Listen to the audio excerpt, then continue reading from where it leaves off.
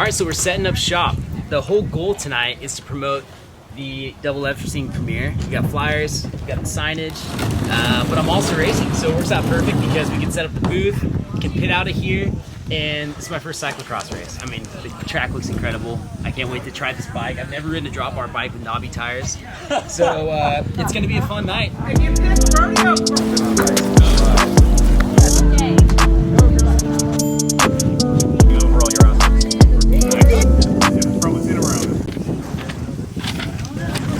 It's nice they don't make you fill it out again after you did it online. A lot of people that make you do that kind of wonder why you even registered online. Going back. 21! Oh, beautiful. Yeah, that's great. Age, right? Yeah. Sweet, thank you. That age? Yeah, better when they left that age.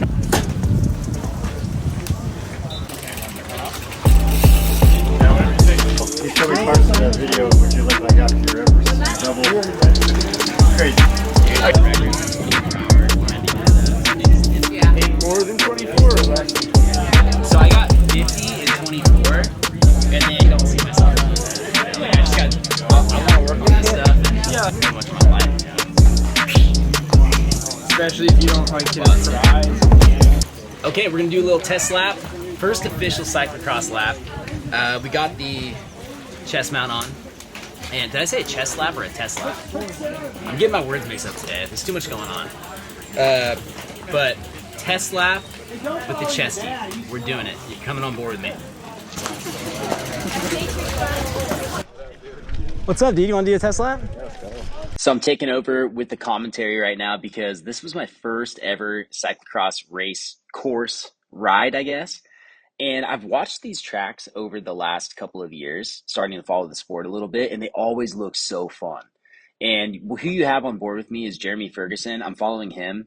He actually went on to win this race. Spoiler alert. You'll see what happens to me coming up. But he's also won some other local cyclocross races. So just a great rider to be behind on the first lap.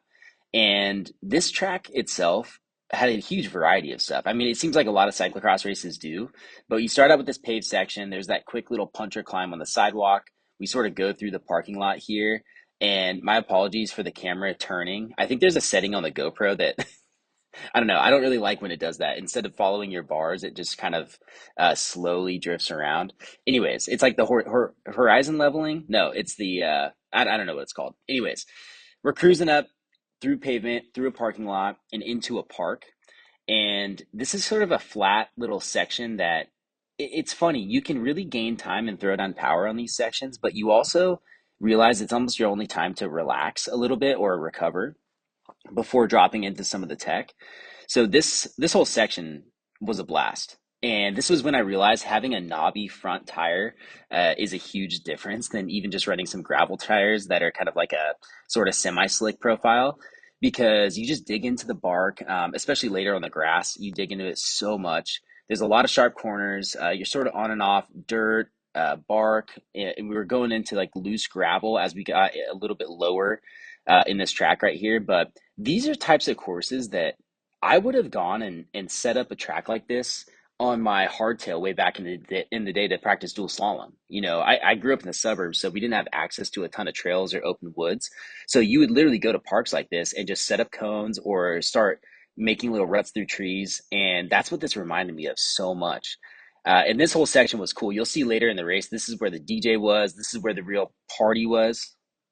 They were doing handouts with beer right here, and they were setting up red cups right here, which you'll see what happens with that. Those red cups, they did me dirty.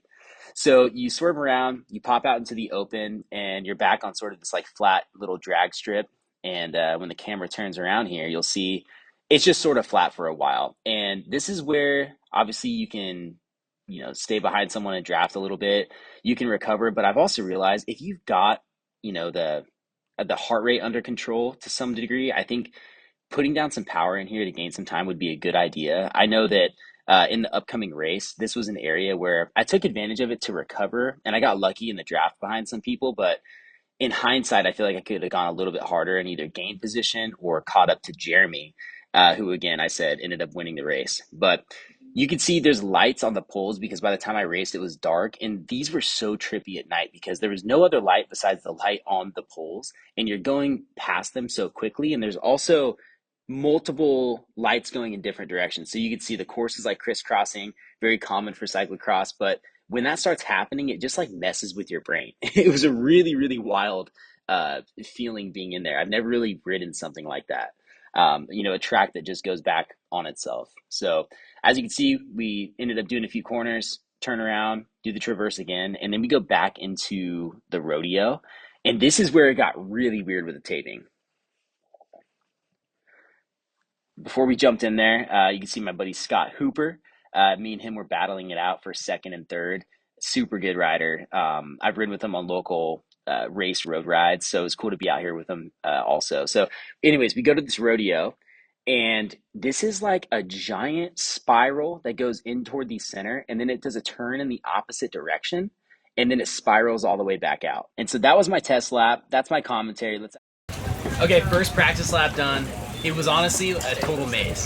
They taped it off super fun, and I can't believe how much they get out of like certain zones. With the way it winds, it's amazing. It's like even through this rodeo section, it's like Inception. You think you're on the same section you were on, but you're just 10 feet over going the opposite way. It's wild, but it's super fun. These bikes are sick. I'm gonna try a lap without gloves. Yeah, we get another one. Beer tally, a running beer tally. Hey, you're right in the middle of the racetrack. Nice work, boys. Damn. Go, go, go. Go, go, go.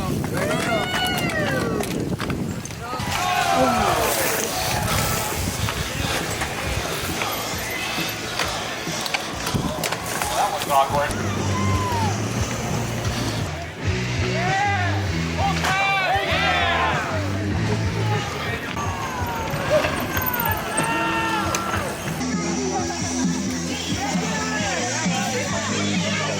Super bummed. I got a front flat.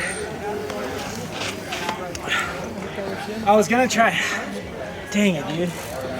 I knew I had a slow leak, but it wasn't going that fast. But it's like as soon as I picked it up to race pace, it started losing air in that last corner. I had a big squirm and I was like, dude, there's no way it's gonna make another 20 minutes. Bummer. But man, I was doing good. I was running second. I was right behind the leader. I slipped out on the red cups around that corner, and then got back into third or fourth, caught back up in a second, and then I could feel it like squishing a little bit more, and I was like, no, it'll make it. And yeah, that last lap through the actual rodeo, I was like, dude, I'm just gonna crash in like 2 laps. There must be like 5 PSI in here.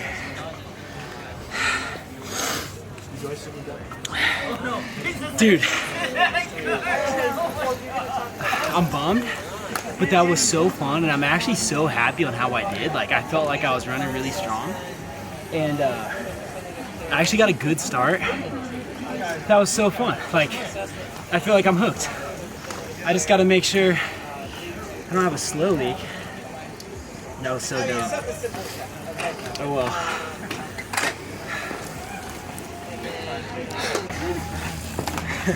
That's 6 PSI. Well, there's 15 minutes left of the race. The riding's fun. I might as well just jump back in and get a few more laps, so that's what I'm doing.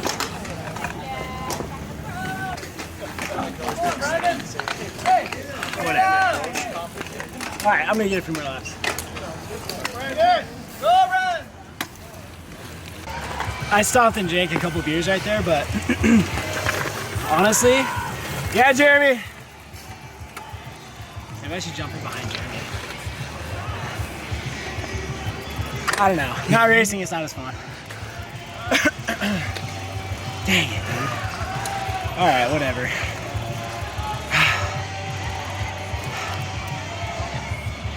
What's crazy is when I just rode that lap with like normal PSI in my tires, I was riding so much better. Dude, I got a front flat. Well, I wish I would have finished strong, but stoked on how the night went. Stoked that I was actually on pace a little bit, and I got a good start. I didn't expect that. But honestly, just hanging out with everybody, super fun, being a part of the community. It's super cool talking about the premiere that's coming up in a few days, so grateful that Folsom Rodeo had me out. Thank you guys for letting me set up a booth, and highly recommend, if you guys are local, come check out a rodeo cross race. It's every Wednesday night in Folsom, near Sacramento, from the end of September to Halloween pretty much. So come out, I'll be out the next few, super fun, and we'll see you guys on the next one. Start moving forward.